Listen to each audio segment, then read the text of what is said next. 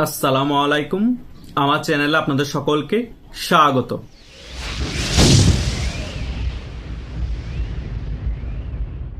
12ই ফেব্রুয়ারি মামু ভাগ্না নির্বাচনের পর বিএনপি ক্ষমতায় যখন এসেছে, তার পরবর্তী সময় সংসদ ভবনের যখন অধিবেশন শুরু হয়েছে সংসদে, তখন কিন্তু এই সংসদ সম্পূর্ণরূপে কমেডিতে পরিণত হয়েছে। আমরা এই নিয়ে সকল ইউটিউবারই কথা বলেছি।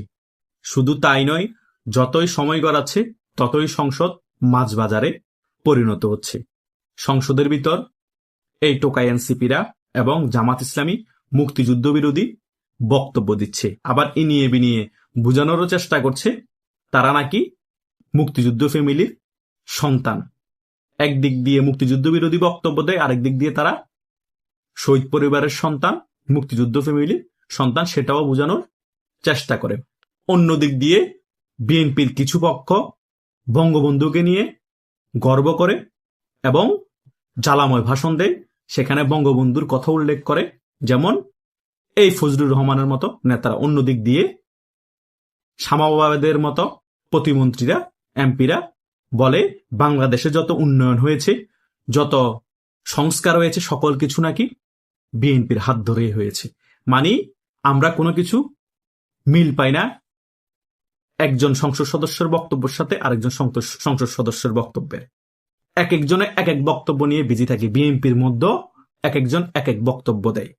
মুক্তিযোদ্ধা পক্ষের যারা আছে তারা একরকম বক্তব্য দেয়, আবার যারা তারেক রহমানকে তেল মারতে হবে তারা আরেক বক্তব্য দেয়।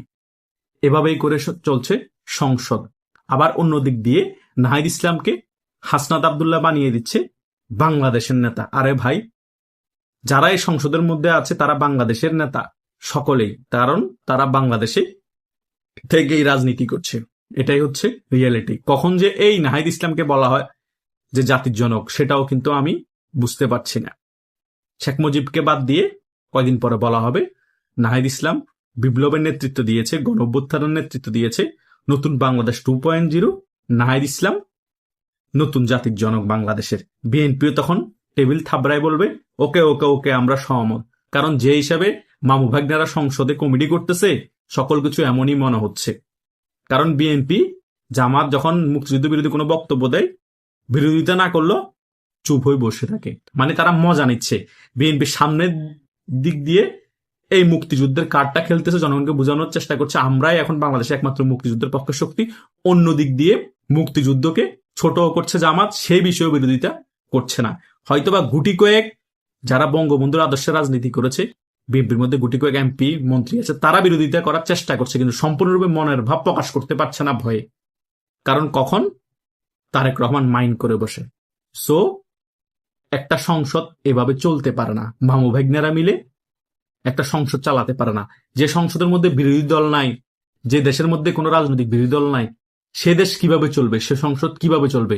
আর এই সংসদের ভিতর এই নাহিদ ইসলাম রানিং একজন রাষ্ট্রপতিকে নিয়ে বক্তব্য দেয়। ডাইরেক্ট বলে রাষ্ট্রপতি নাকি যারা দুর্নীতি করেছে 5 আগস্টের পরে অনেক উপদেষ্টা মন্ডলীকে সাহায্য সহযোগিতা করেছে এবং এখনো করে যাচ্ছে। এই রাষ্ট্রপতি শাহাবুদ্দিন চুপ্পুকে অপসারণ করে গ্রেপ্তার করতে হবে। আমার কথা হচ্ছে, এতদিন পর পর বা কয়েকদিন পর পর এই কথাগুলো কেন বলা হচ্ছে? এগুলো বলতে বলতে এখন সংসদের মধ্যে কথা কেন বলতে হবে? কত বড় স্পর্ধা তাদের। রাষ্ট্রপতিকে নিয়ে সংসদের ভিতর এই ধরনের বক্তব্য দেয়, তাদেরকে কেউ কিছু বলার নেই। বিএনপির পক্ষ থেকে কেউ কিছু বলছে না। আবার এই রাষ্ট্রপতি শাহাবুদ্দিন চুপ্পুরও লজ্জা নাই, যে স্ক্রিপ্ট গুলা লিখে দেয়, তিনি সেই স্ক্রিপ্ট গুলা আওয়ামী লীগের বিরুদ্ধে হলো তিনি দেদারসে পড়ে বক্তব্য দিচ্ছে, সংবাদ মাধ্যমে সেগুলা প্রচার হচ্ছে। এগুলা লজ্জা। এগুলা বলার থেকেও আপনি পদত্যাগই করে ফেলেন। আপনাকে অপসারণ করানো লাগবে, নিজে থেকে পদত্যাগ করেন।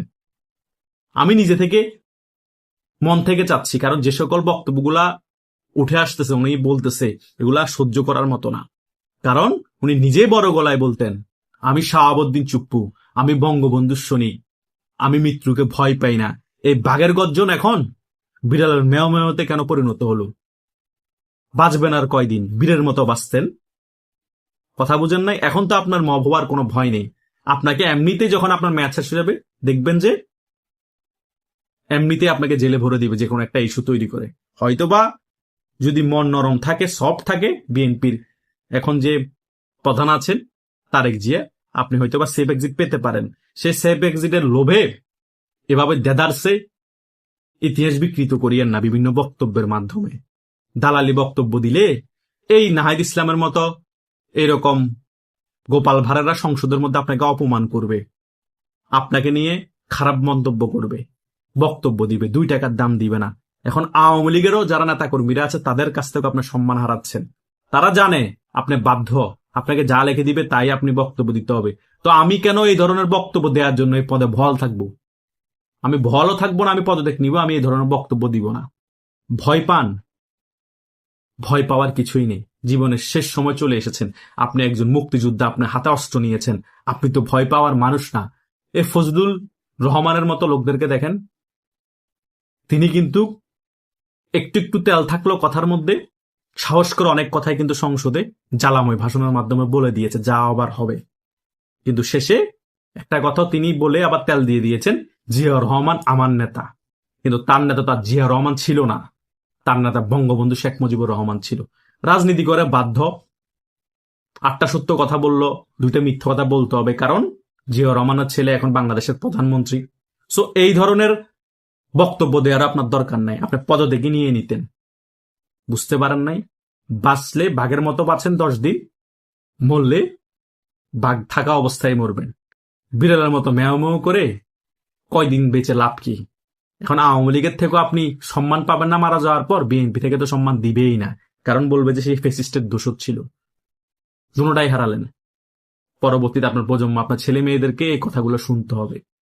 আপনার মতো তো বিজ্ঞ মানুষ, সাহসী মানুষ, মুক্তিযোদ্ধারা এ সকল টোকাইদের কাছ থেকে অসম্মানিত হলেন, শেষ সময় এসে আওয়ামী লীগের নেতাকর্মীদের কাছে এখন অসম্মানিত হচ্ছেন, সমালোচিত হচ্ছেন।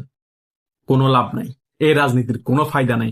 40-50 বছরের রাজনীতির ইতিহাসে কি এমন আপনি অর্জন করলেন? আর শেষ সময় এসে শেখ হাসিনা, শেখ রেহানা আপনাকে রাষ্ট্রপতি বানালো, এটাই আপনি শেষ পর্যায়ে প্রতিদান দিলেন।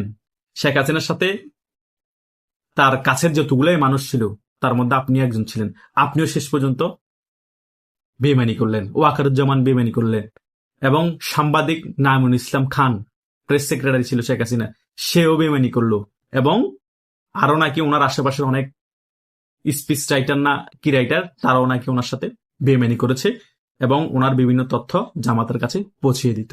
তার মানে শেখ হাসিনার আশেপাশে যারাই ছিল সবাই বেইমান ছিল, আর সকলকেই নাকি প্রায় এই শেখ রেহানা নিয়োগ দিয়েছে। তার মানে শেখ রেহানা কোনো যাচাই বাছাই না করে টাকার ভিত্তিতে নিয়োগ দিয়েছে নাকি কিসের ভিত্তিতে নিয়োগ দিয়েছে সেটা আমার এখনো বোধগম্য না। নাকি শেখ রেহানাই মন থেকে চেয়েছে যে শেখ হাসিনার পতন হয়ে যাক, আমি কোন একটা বড় পদে থাকতে পারছি না, আমি প্রধানমন্ত্রী হতে পারছি না, সেও থাকার দরকার নাই। কিছুই তো বোঝা যায় না রাজনীতিতে, কাকে বিশ্বাস করবেন? নিজের আপন বোনকেও কি বিশ্বাস করা যায়? যায় না।